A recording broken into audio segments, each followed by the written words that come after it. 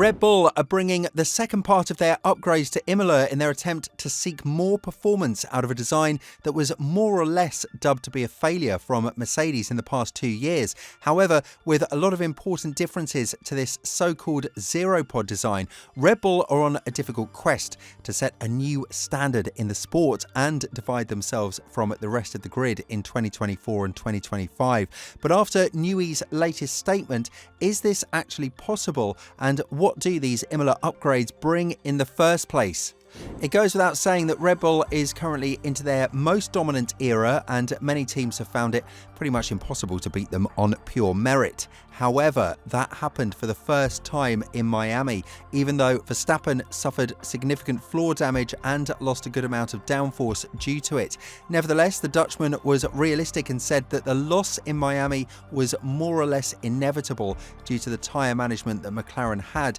which only goes to give a lot of hope for the remainder of the season in terms of competitiveness being raised and us potentially witnessing a 3-team battle until the end of 2024. But this is where Red Bull takes their pride from. They are considered to be a team that always bounces back hard after a bad weekend, which, considering Max's dominance in the past couple of years, is definitely what you can say for the Miami GP as well. The next race in Imola will see the RB20 being further remodeled in a process that started all the way back in Japan, when Red Bull started to change the philosophy with the vertical side pod inlet and the bulky engine cover that was borrowed from the W14B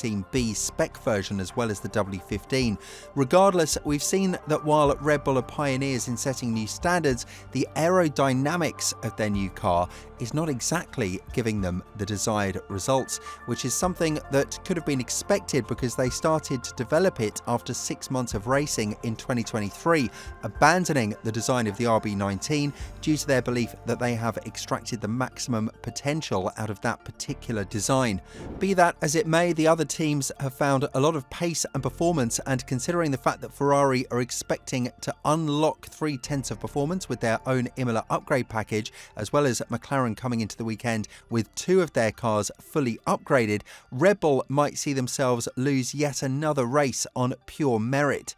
What we do know so far about Red Bull's zeropod design is that they've received the expected results, but what they have also expected, and is seemingly turning to be the reality, is for the rest of the grid to catch up quite quickly. And if we are to look at Ferrari's pace in the past couple of races in both qualifying and race events, then the difference isn't something that should discourage us from not expecting a good season in 2024. Helmut Marko, however, confirmed that the initial upgrade package that aimed to unlock around 2/10 of performance has worked precisely as it was intended to, but McLaren and Ferrari were not miles away with their own packages as well, further proving to be forces to be reckoned with in the remainder of the season. Even though Red Bull labelled the upgrade package in Imola to be significant, they are not from a revolutionary nature, but in such a competitive landscape that has seen a third team join the fight for victories and podiums, the finest of margins will make a difference between a championship winning and a podium fighting team at its best.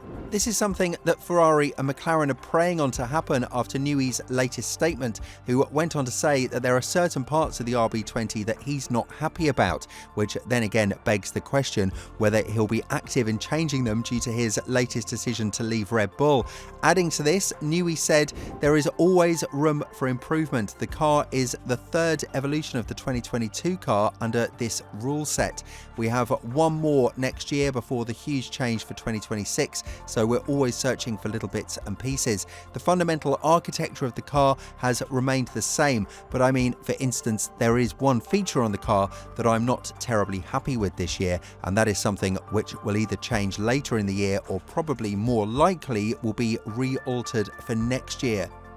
The situation is clear for Red Bull. The competition has taken a huge step forward, and given the fact that there are already 2 races that the Austrian team has lost in 2024 from 6 races compared to last year where they only lost 1 in Singapore, it's an improvement that we'd like to see continue with this flow. McLaren will bring the full upgrade package on Piastri's car as well, of course, and with how the Aussie was able to keep up the distance to Verstappen after passing Leclerc in the early stages in Miami, Miami, it's definitely something that brings a lot of excitement as to whether or not McLaren can challenge the Dutchman if they're able to secure good starting positions on Saturday's event. Carlos Sainz has previously expressed his satisfaction with where Ferrari is moving despite his current position with the team, one in which he is out of contract at the end of 2024 and is yet to secure a seat for the upcoming campaign. The Spaniard expressed his beliefs that there is a very strong chance that the advantage Red Bull has could be wiped out at the Imola GP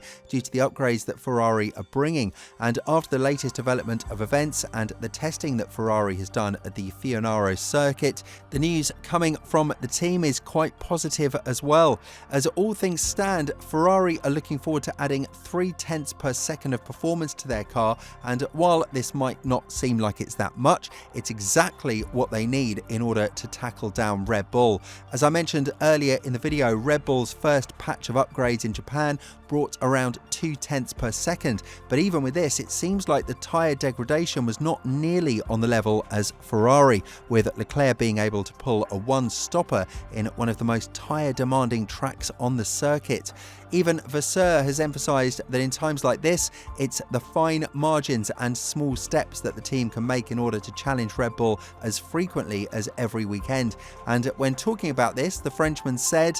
"Red Bull are not anymore in the comfort zone of last year where it doesn't matter what happened. After lap 2, they were in front. I think that is a game changer in the management of the race, and I think this is an opportunity for us because if we are doing another small step, I think we will be in a really good position to fight with them every single weekend." This is a scenario that McLaren has also expressed in their latest statements, and even before the Miami win of Norris, the Brit was confident that at certain points Red Bull's advantage will start to fall down and they will face some issues, which, while do not promise a competitive championship in terms of the P1 spot, it gives a glimmer of hope that the situation could very well change from 2025 onwards. But as all things stand, McLaren and Ferrari are sick and tired of waiting for another year and fighting for P2, and what is now most important is from Red Bull to answer whether the Imola upgrades would be enough to set a new standard that, if successful, will be more or less impossible to tackle down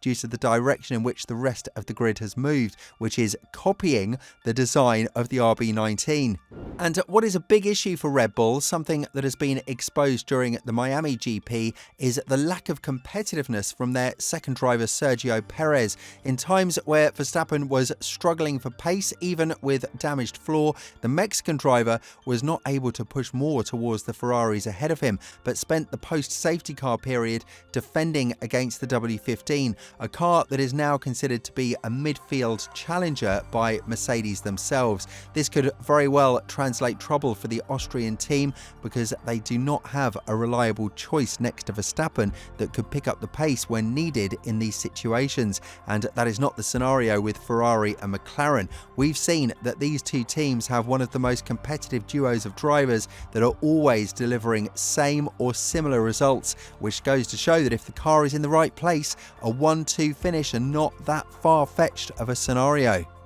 With this in mind, do you think that Red Bull's upgrades will set a new precedent in Imola? And more importantly, do you think that they could be caught up by the rest of the grid, resulting in a competitive season in 2024? Let us know what your thoughts are in the comments below. And once you do that, have a look at the video that's appearing on your screen right now.